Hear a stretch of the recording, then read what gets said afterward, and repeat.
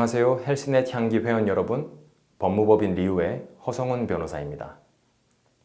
지난 시간에는 저작재산권 중에서 복제권, 공연권, 공중송신권에 대해서 알아보았습니다. 이번에는 저작재산권의 두 번째 시간으로 나머지 네 가지 저작재산권에 대해서 살펴보겠습니다. 네 번째 저작재산권은 전시권입니다. 저작자는 미술 저작물 등의 원본이나 그 복제물을 전시할 권리를 가집니다. 여기서 미술 저작물 등이란 미술 저작물, 건축 저작물, 사진 저작물 세 가지를 지칭합니다. 따라서 음악 저작물에는 해당 사항이 없죠. 다른 소설 같은 어문 저작물도 해당 사항이 없습니다.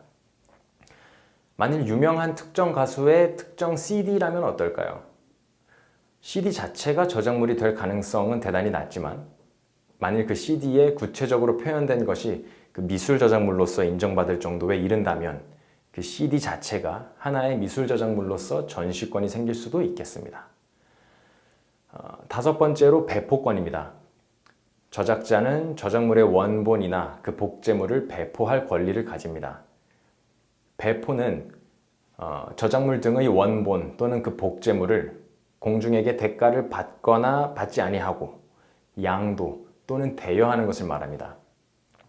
즉, 원본이냐 복제물이냐 또는 유상이냐 무상이냐 아예 주는 것이냐 빌려주는 것이냐 등과는 상관이 없이 저작물이나 그 복제물을 공중에게 뿌리면 곧바로 배포에 해당하는 것입니다.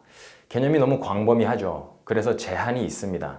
즉, 저작물의 원본이나 그 복제물이 해당 저작재산권자의 허락을 받아서 판매 등의 방법으로 거래에 제공된 경우에는 배포권의 효력이 미치지 않습니다. 즉, 어떤 노래의 저작재산권자가 자기 노래의 복제물을 전국 각지에 판매해 달라고 요청해서 대행업자에게 맡겼다면 그 대행업자가 다른 소매상들에게 다시 배포하는 행위에는 그 저작재산권자의 배포권이 미치지 않는다는 것입니다. 이를 권리소진의 원칙 또는 최초 판매의 원칙이라고 부릅니다. 배포권은 요즘에는 인터넷상에서 그 저작물 유통과 관련해서 오히려 밀접한 연관성이 있습니다. 여섯 번째로 대여권입니다. 저작자는 상업적 목적으로 공표된 음반이나 상업적 목적으로 공표된 프로그램을 영리를 목적으로 대여할 권리를 가집니다.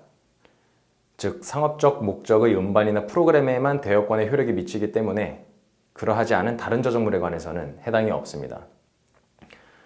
과거 대여업이 성행하면서 도서나 음반이나 DVD나 그런 대여업이 굉장히 인기를 끌었었고 대여권의 역할이 굉장히 기대가 되었었는데 최근에는 대여업이 다소 주춤하고 있는 것으로는 보이고요.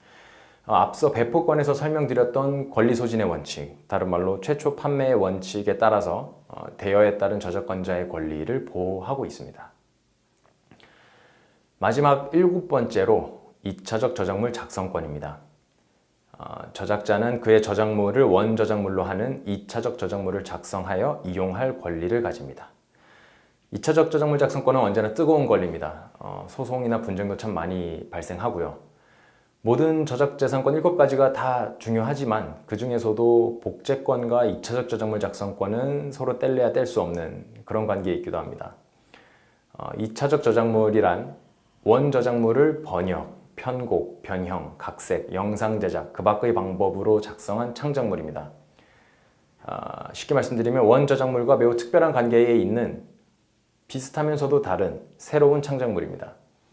원저작물과 아예 다르지는 않으면서 분명 또 다른 창작물이라고 할 법한 정도의 차이가 있어야 하는 것이죠. 그 차이를 실질적 개변이라고 부릅니다.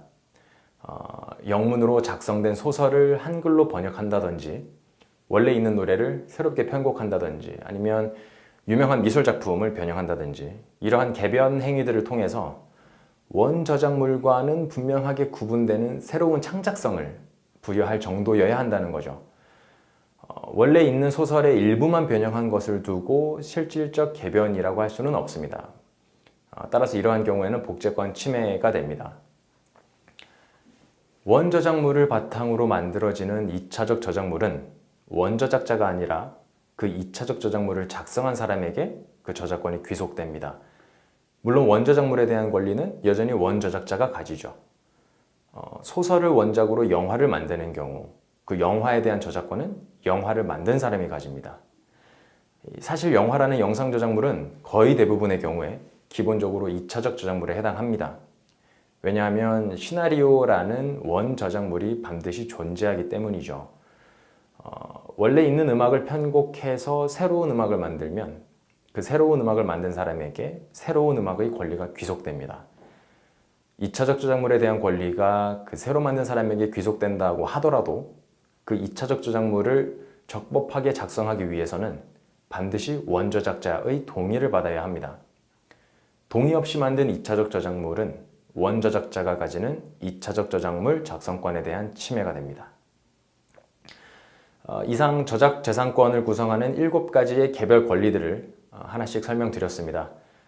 저작재산권은 추상적인 권리이기 때문에 우리가 실제로 권리를 행사하거나 또 타인의 권리를 이용하고자 할 때에는 구체적으로 저작재산권 중에서 무엇을, 즉 복제권인지 2차적 저작물 작성권인지 등을 정확하게 파악하신 후에 실행에 옮기셔야 합니다.